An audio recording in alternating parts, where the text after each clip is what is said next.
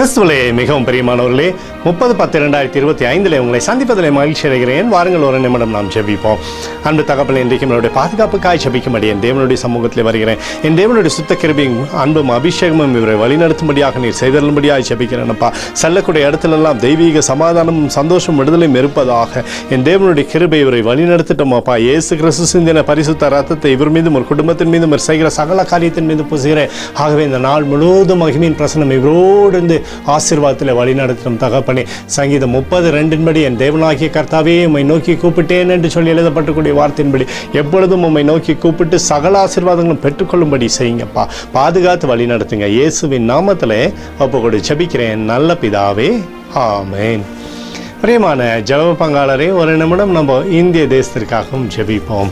அன்பு தகப்பனே, 30/10/2025 இந்திய தேசத்திற்காக ஜெபிக்கும்படியாக என்னுடைய சமூகத்தில் வருகிறேன்ப்பா. தேசத்தை என்னுடைய நன்மை நாளை நீர் திருப்தியாக்கும்படியாக ஜெபிக்கிறேன். தேசத்தில் சமாதானமும் சந்தோஷமும் கிருபையும் உண்டாகும்படி நீர் செய்தருளும்படியாக ஜெபிக்கிறேன். எங்களுக்காக அடித்து நொறுக்கப்பட்டு கூடிய இயேசு கிறிஸ்துவும் அவர் சிந்தின விலையேறப்பட்ட ரத்தத்தை வைத்து ஒப்புக் கொடுக்கிறேன். அத்தோடு இந்திய தேசத்தில் எழுப்புதலை தரும்படியாக ஜெபிக்கிறேன். எழுப்புதலை தருவீராக, எழுப்புதலை தருவீராக, எழுப்புதலை தருவீராக.